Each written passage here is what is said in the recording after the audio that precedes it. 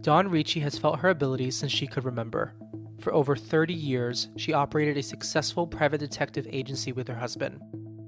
After she retired from this role, she felt the calling to the profession as a spiritual advisor. Dawn studied with Lisa Williams' International School of Spiritual Development, and today she is a certified spiritual advisor in psychic, medium, and intuitive healing. We're chatting with Dawn today on Third Eye Sight. My name is Juan Francisco, and I'm a psychic medium and tarot card reader. I've always been curious about the supernatural, the paranormal, and psychic abilities, and I'm here to share my stories and interview folks who want to share their own stories with us. Let's get to it. Dawn, so great to have you on the podcast. Great. Thank you so much, Juan. I was looking forward to this. Same. Nice meeting you. Same. Great to meet you too. We followed each other on Instagram a while ago and we were hmm just chatting before I hit record. Natalie hmm Namaste is like our connector, so to speak. Yep. Because I saw that she interviewed you on Instagram. She has said great things about you. So very excited to get to know you through this Thank interview. you. Likewise. Absolutely. Likewise. Yeah. So tell us, where are you based and a little bit about what you do for your work. Okay. I am based in New Jersey. I'm originally from Massachusetts, so you will hear my park my cars in my Harvard yards. And then you'll hear my, New York kind of Jersey accent too. But I've been in New Jersey, New York area probably for about 35 years now. So I love it here. I really call it home. And I have an office where I do group meetings as well as, online stuff. But I love, love, love. I really didn't think I was going to in that direction, but I love doing the group meetings and the platform events. I've grown to like that too. I've only done one platform event and it was very small, but I that's where I see myself going. And I'm curious, why are you drawn to those group events for yourself? I think it's the human touch and the emotion. I mean, yes, I do love Zoom. I mean, I was on a call today from New Zealand, and yes, there's emotion still with that, and it works just as good. But it's that holding of a hand or someone actually hugging you, saying how much that you brought to their life that day or the memories that you brought forward. And I felt like, there's no price you could put on that because, like, just that touch. So it was like unique that it ended up being more in-person meetings for me. Like I have something tomorrow morning, a ladies thing tomorrow morning that I'm doing, and it's probably like 50 to 75 people. And so, yeah, so I mean, I really do look forward to it. And no, I agree with you. I think the when someone I'm not saying someone always gets emotional in a reading, but if someone does get emotional on Zoom, it's one thing to comfort somebody, but it's Mhm. in person, there's just a different you feel the physical energy. It's very different. Yeah, Yeah. totally get it. Yeah. Yep. Now share with us how your journey started. I did read that you feel that you've had your ability since you could remember, so from a very small child, I assume. But we'd love Yeah. to hear how did that how did you discover that as a child? So, it's an ever unfolding story because, when we are kids, and I don't know how started coming into this industry, but when we're kids, we have those visions and we have, the angel sitting at the end of the bed and those feelings of having somebody else in the room with you, especially when there's trauma in a household and you need that extra protection. So as I've been involving over the last, I don't know, 15. I really started this seriously like 2014. So as I've been evolving, uh, the story just unfolds even further. So, yes, it definitely did start when I was a kid. And yes, during those scary moments, that is when my spirit guide has had stepped through. And now as I move forward and I had many careers, but the most longest one was a private investigator, of which I worked in the industry for 35 years. The business is still around. My husband is and I are weaning down from it. uh, just because we've been in it so long. He's been doing it for a really long time.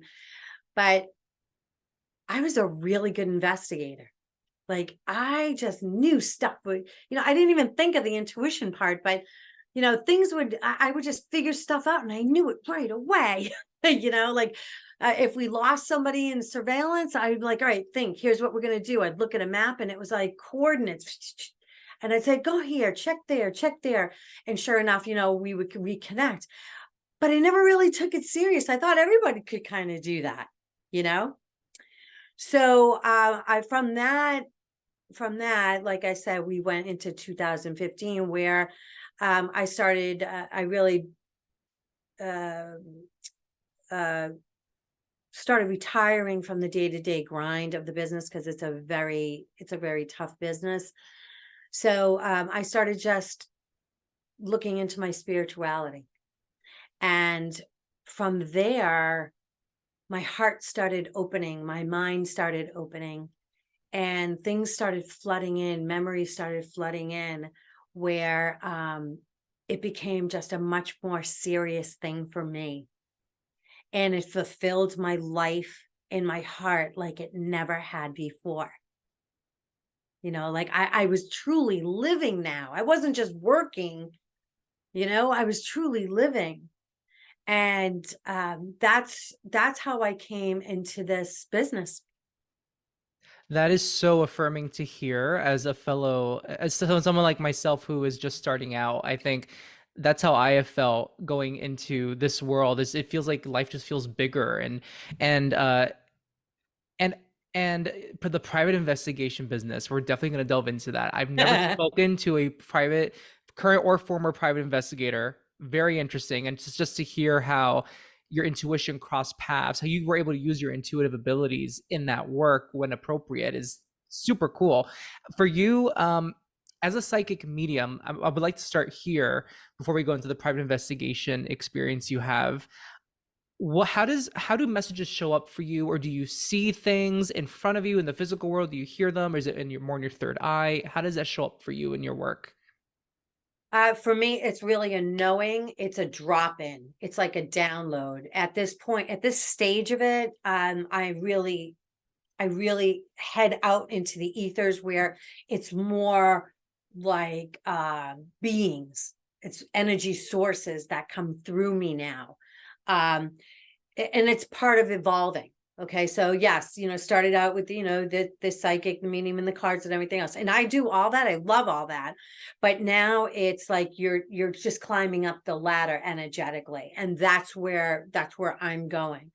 Um, yeah, that's what I do.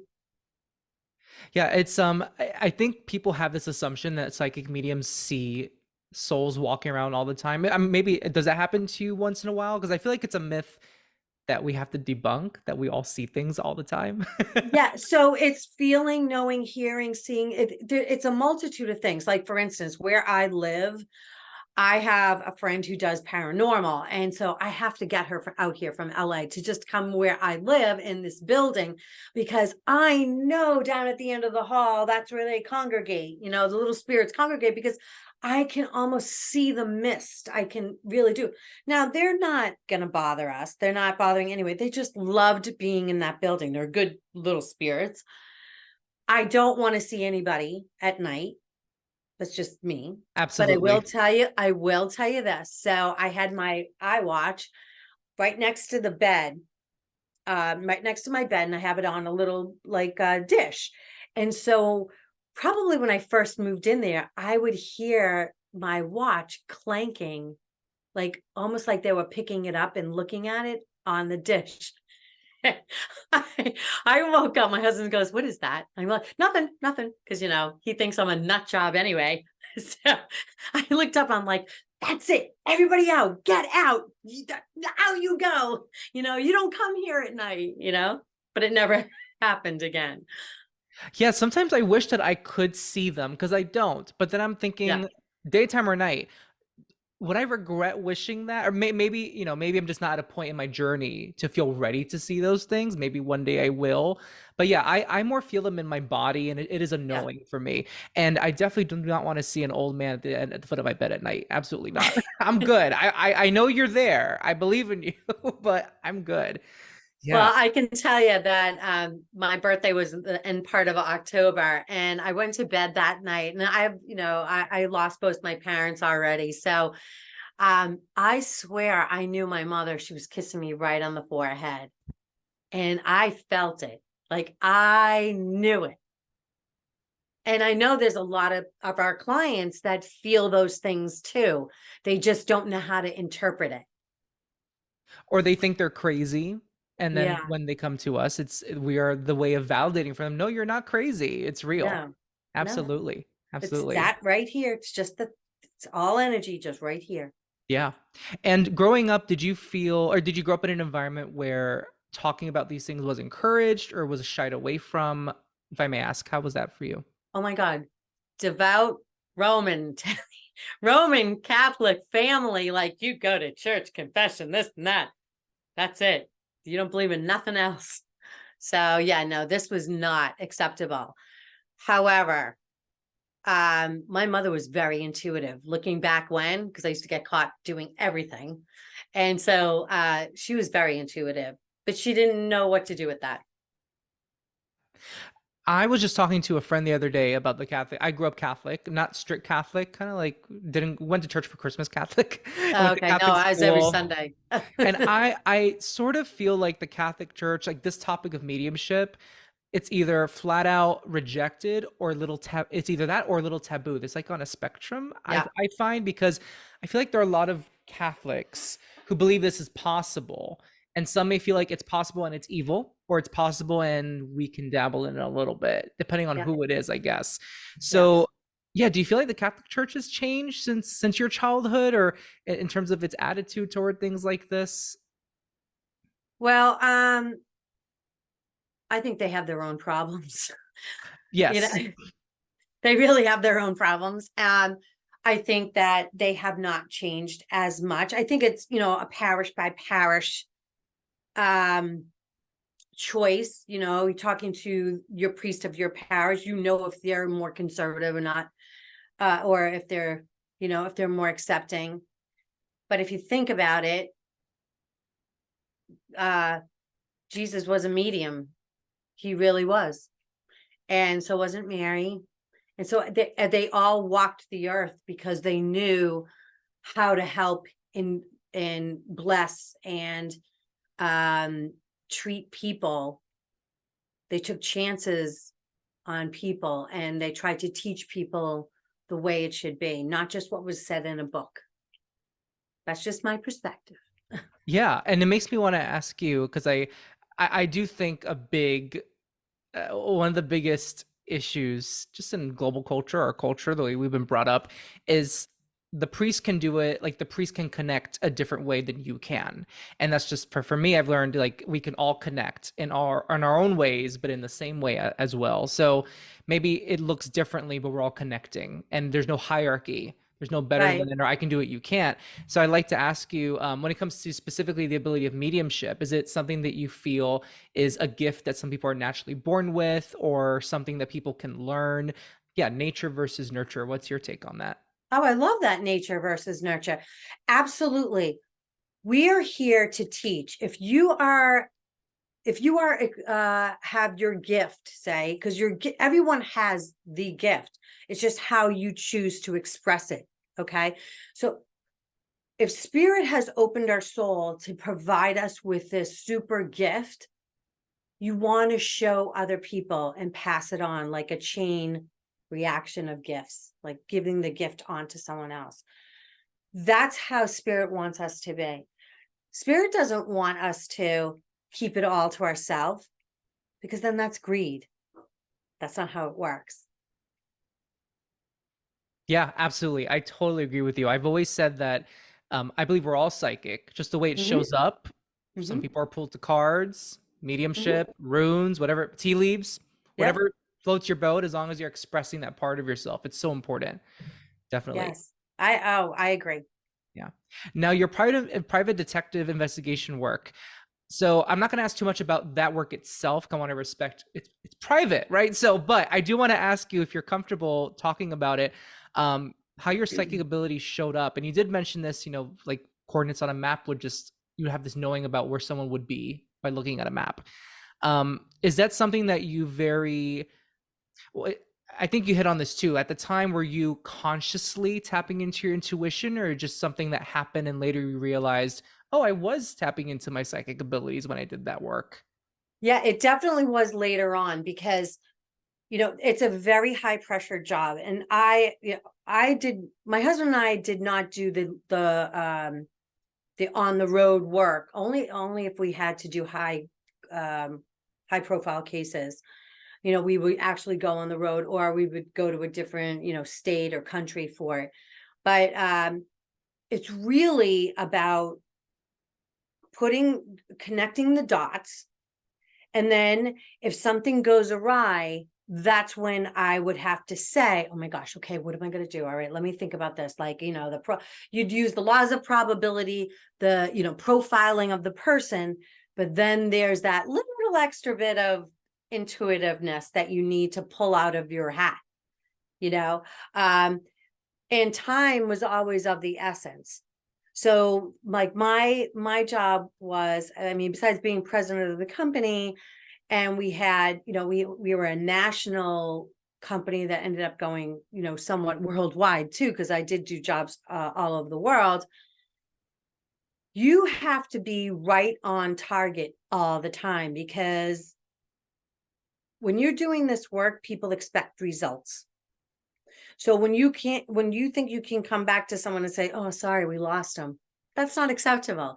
You need to figure it out. That's why they're hiring you. And so I always had that I believe now that adrenaline, or that spark of energy, or I put my onto it, like my little energy onto my cases, to say, okay, this is how it's going to go. And I would play it out in my mind. So unbeknownst to me, I was like manifesting how it was supposed to go. I would allow, like, it's called a little bit of remote viewing. Like I would see where that person is driving, and what route they would take, and what probability of where they would stop. Okay, so I'm really going to date myself now, but there was no GPS. I remember those days. No, you're too young. I No, do though, what? but I remember the days before the TomTom GPSs. You used to have to buy separately. I Okay, remember. we're talking a Hagstrom map, babe. Hagstrom map.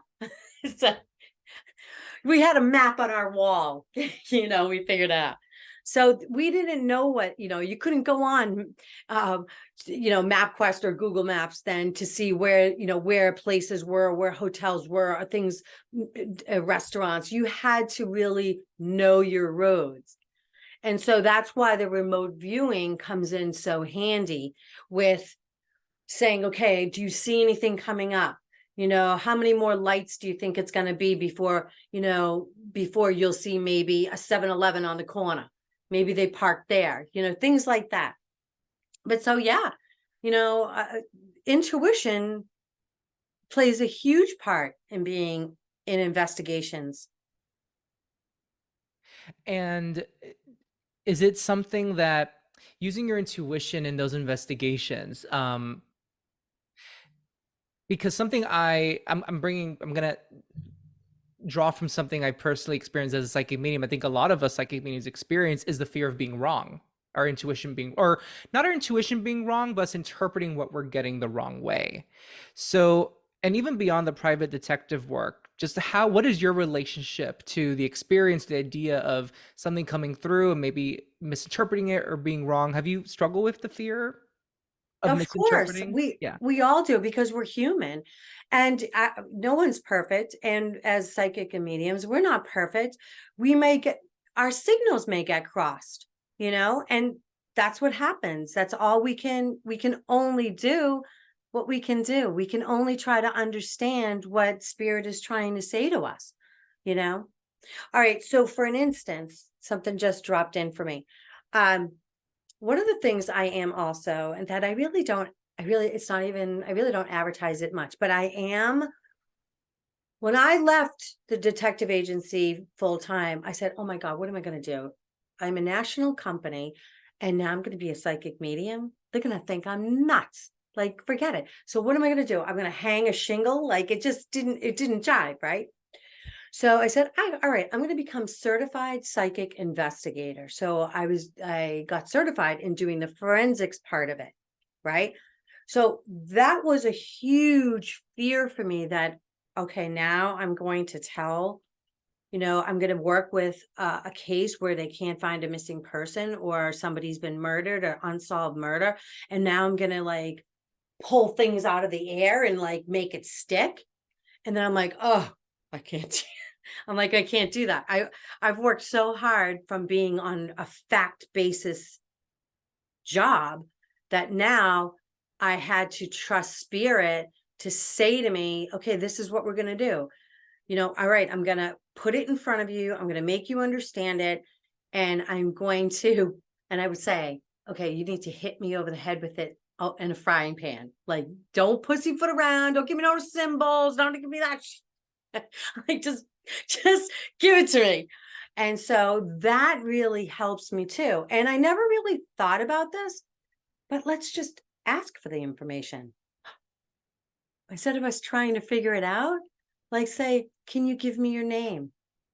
Can you give me your name? And you'll get, it's Joe. Oh, hey, Joe. You know, it works like that. And what was that experience like being a certified psychic investigator? If you could sum it up, what was that like? I've done a handful of cases. You have to work with law enforcement and they test you. They don't tell you a lot.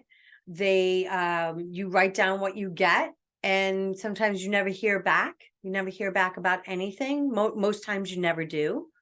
You can belong to a group of where like missing children or missing people group because it's a nonprofit and they would be willing to work with you, and any little information, any shred of information that that you could give them might help. That's what I do.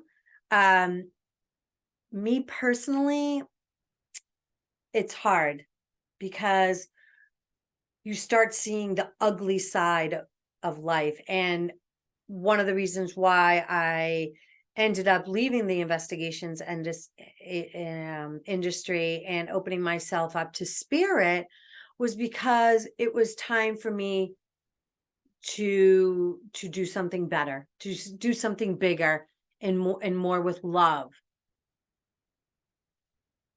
I hear you. And there was only one time, I think, in a mediumship circle, so it was a practice setting, and a missing person story came up that someone asked about. And I could imagine when you said it yourself, when you first delved into that field, you have this sense of pressure because it feels like there's so much, well, there, I guess to these families, there's so much at stake. There is, factually. Yeah. Um, and something I find very interesting is, and we just talked about the Catholic Church, and I mentioned the tabooism of psychic mediumship, the Catholic Church. And I just think with some, like with law enforcement, this idea of law enforcement being a traditionally like conservative or very militaristic kind of attitude, and yet there are law enforcement groups that hire psychics, right? It's kind of ironic, Oh, isn't it? it's definitely an underground thing. They don't definitely make it known. And other some departments will do it more than others. Yeah, so because I do think about, I've seen stories about psychics, psychic investigators, but like in TV shows.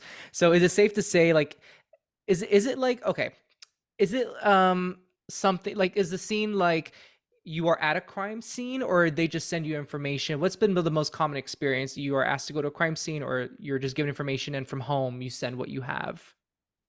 It could be either or. So it could be the family that comes and asks for help. It could be law enforcement to put it out there and ask for help, or private groups where it's been like the case has been, they can't find anything else and the case has been closed. Got it. you Okay. know. Got it. I mean, Very I interesting. and sadly enough, like I had one where again, it's always spirit led. I ended up going out to a random dinner with people I didn't even know. And this woman sat next to me, and I felt that her son had passed. And she turned around when she found out I was a medium. She turned around and told me that he was had an accident when he was away with his buddies at school. And she said, I know in my heart that that was no accident. And he's standing right between us. And I said, you're right. And I said, if you'd like me to look at the, the information, I would be happy to do that. And that's exactly what I did. And I gave her some validation. Um, they closed the file, but I did give her some validation. What her son said, he said, "Mom, I put myself in the wrong time in the wrong place." He said, even though it was horseplay, it was an accident, but it wasn't like so. It happened, but it really the kid didn't like push him. It was like they were horse playing and Right. something happened. So, but the thing was, is that, she knew in her heart that her son would never have put himself in that spot at that time. So if I gave her that ounce of hope and closure, I'm glad. And I think it's such a it says so much about you as a person how you were willing to take on those cases and those stories that you did because it's like you said it can get grisly, it can get very difficult. Mm, yeah. Um so I really appreciate you sharing that.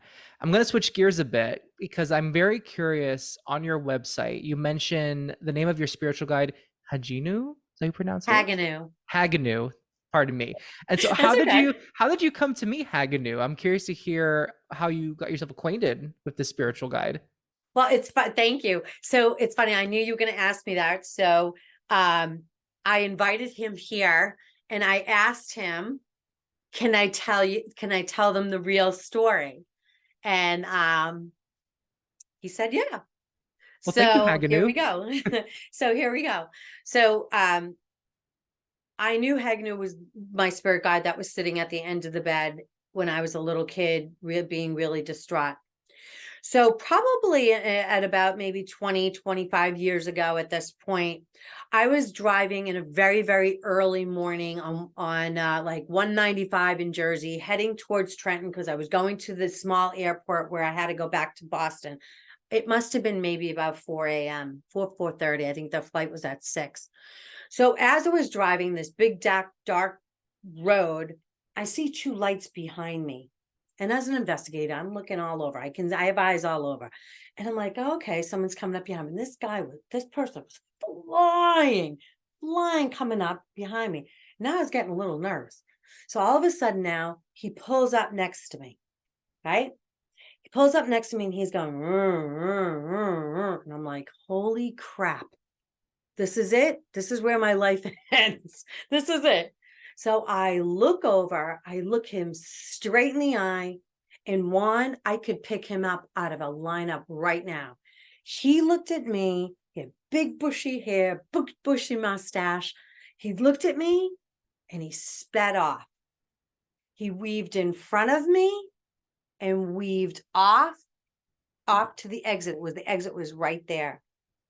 As he did that, he caught my attention to see that there was a tractor trailer from the other side of the road doing an illegal U-turn in front of me on the highway.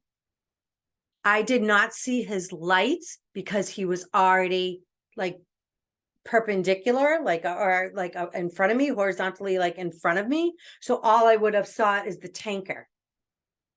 So that car that went off showed me that I needed to look so I could have seen that truck. I slammed on my brakes.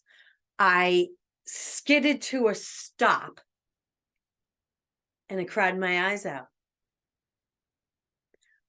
Later did I know that that was my spirit guide, Hagnu, saving my life. Wow. I'm getting emotional just hearing that. A lot happened because wow. Wow, that's unbelievable. I And should you, not be here today. wow. And it's and also the way you just told that, it walked us through it so well, because here you have this car. When you first mentioned this car speeding up, slowing down next to you, I'm like, oh, it's one of those, they want to race you or they want to harm you. And then ends up being your spirit guide was there to warn you. That's He incredible. wanted me to see him, to look at him, acknowledge him, so that I slowed down. I was, yeah, because it wasn't my time. Yeah. Wow. Now, I came away from that time frame, I just thought it was a lucky break. God was with me, all the sayings that you say, the Hail Marys. So when I came out as far as my spirituality and started doing this work, when he introduced himself to me and he revealed his name to me, he flashed his face, and it was that it made me remember then, and it started making me remember that he was the man on the bed. You know what you just did for me?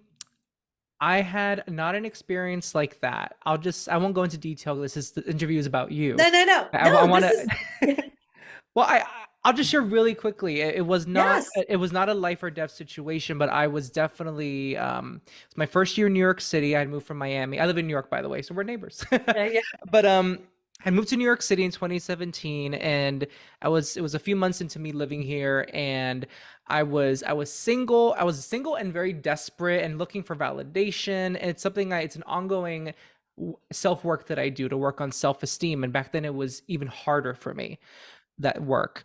So I'm walking around Greenwich Village in Manhattan, and I'm going bar to bar. I was not having a healthy lifestyle at that time, and I was seeking, like, can I meet somebody tonight? I don't know. I was just not in a good place, and I'm walking around on the streets. It's 11 p.m. New York City felt a little safer then than it does now, yeah, and I was walking around, and I was looking down at the sidewalk while I was walking. And now that I think about it, my mom used to tell me, "Don't look down while you're walking. It makes you look vulnerable, especially for people that want to do you harm." Blah, blah, blah. I was just so in my feelings and feeling so sad and down on myself that I kept looking down at the sidewalk. And 11 p.m. at night, New York City sidewalk, I just hear, "Hey," and I look up, and I see this. I think it was like a middle aged to elderly woman wearing a silver glimmery tracksuit, white hair, and piercing, almost see through blue eyes, and pure white skin. whew, And so I hear, "Hey," and I look up and I see this. She goes, "Are you okay?" Like that, very mother. "Are you okay?" And I go, I lied. I go, "Yeah, I'm okay." She goes, "Okay, well, have a good night." And she kept walking. And I just thought, and it took me a year for me to understand, or 2 years maybe, thinking, okay, what was a woman, I'm not to be ageist, but what was a middle-aged to senior woman doing on a Friday, Saturday night, 11 p.m. in a party scene of an area in a silver glimmery tracksuit? And we have our interesting characters in New York City, as you probably know. Interesting people that are out at night in interesting outfits, and they're not going out. But this was different. This was because she looked, I hate to say it this way, but she looked like so clean. Her tracksuit was spotless. It's a flash of a memory, but I remember thinking, wow, what a nice tracksuit. And it's like, she just looked clean. And I sometimes can't say this with full confidence, but I just can't help but feel like that was a guardian angel, either a guardian angel herself from the heavens, or an angel using a living human, working through a human in on the street, because it diverted my attention from my sadness for that split moment, and it did change my attitude that night, because somebody cared how I felt, because they right, saw me. But right. also just the image of this being person, I don't know, was just so otherworldly. If you would being have his told me that a spaceship dropped her to say hi to me, I would believe you.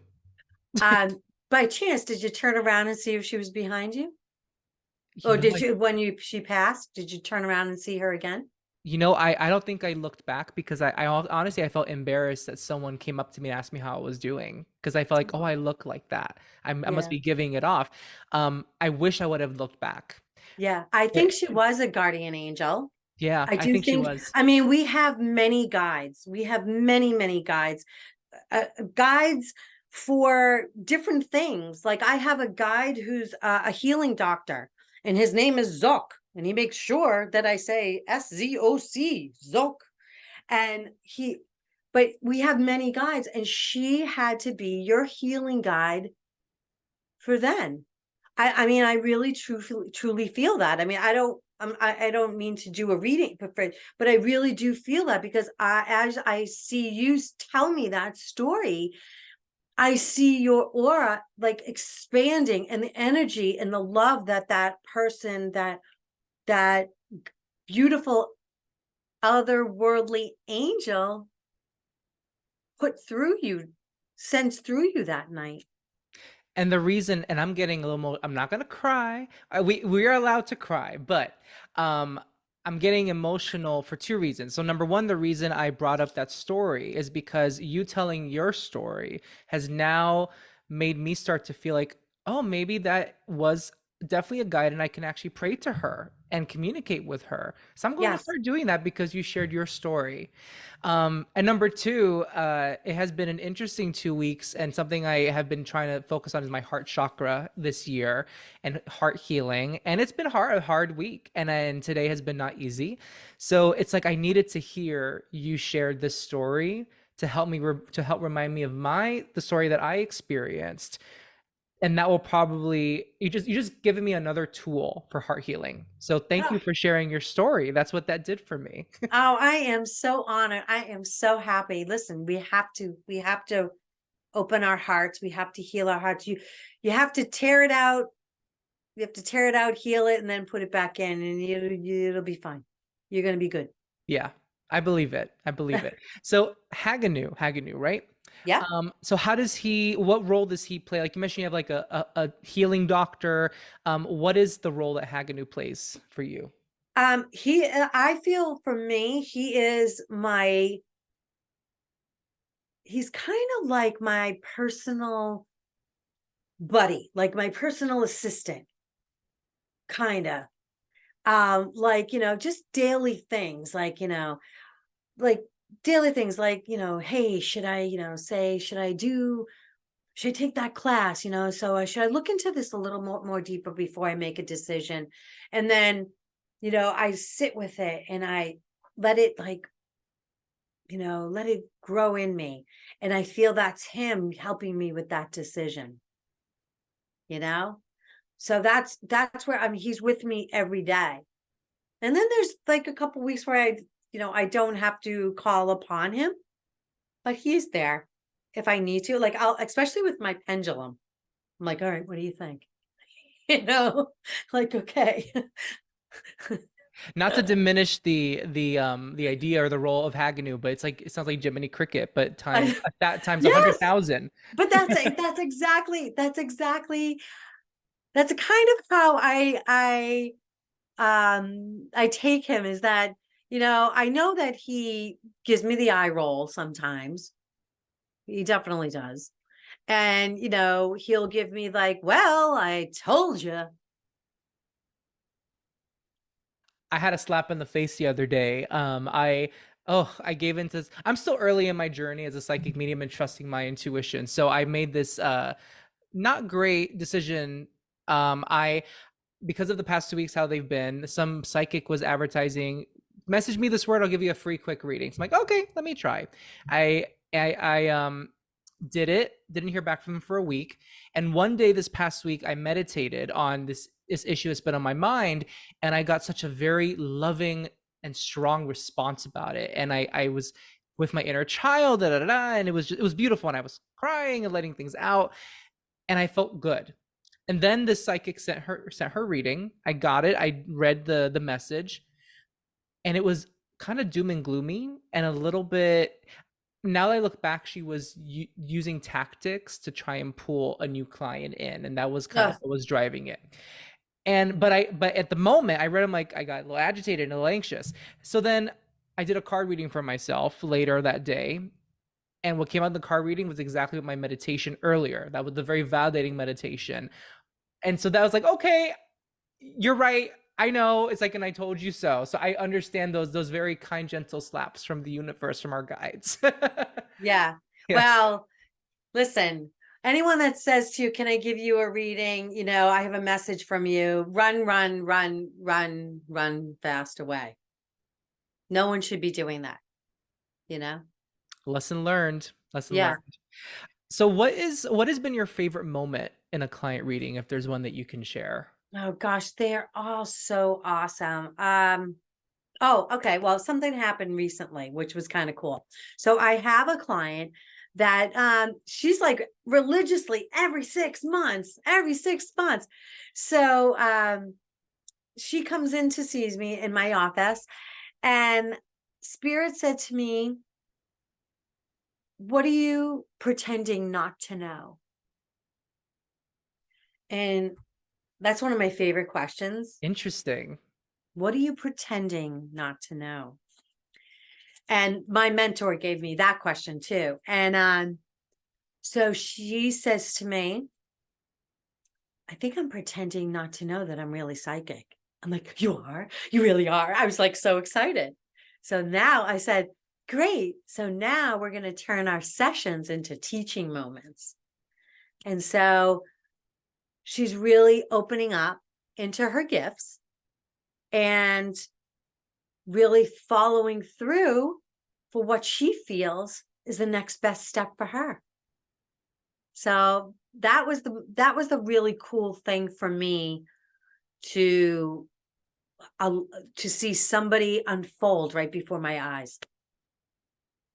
Yeah, that's so awesome, because I do feel like there are some psychic mediums out there that do the readings, but also have this intention. This is my own personal take, especially on social media. I feel like Yeah. a lot comes out on there. A lot gets revealed rather on social media.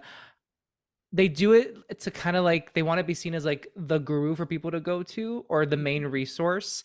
Mhm. And I think what you just shared just shows how you are so willing to help someone foster their own ability. Yeah. And yeah, and well, if I may ask, like, what is your mission in the readings that you do? What do you want people to step away from your readings feeling, knowing about themselves, or about the other side? My job as a spiritual advisor, psychic and medium, is to provide and leave my client with hope. That is the foremost thing. You're giving you're giving them, yes, it's fun to talk to dead people. And yes, they say funny things. And yes, it's down memory lane and all those wonderful, wonderful things. And yes, at the end of the day, I'm like, yay, I got it good. I did really good. But I want that client to walk away feeling like, thank you, mom. Thank you, dad. I felt you. You gave me that one shot, that one time. You told me that everything I did at the end was perfect. You told, like, those things are important. Those people they have to find that closure. So giving them hope is really the big thing. 100% agree. And there's so many people who, healing is one thing, and grief is of course natural and normal, but they're just so in their grief that they don't know how to move forward. And giving them, like you said, that hope that they can proceed forward, knowing that their loved ones are around them, still loving them, Yeah. have forgiven them. Yeah. It is such a beautiful thing to experience in people when that happens. Yeah. Yeah.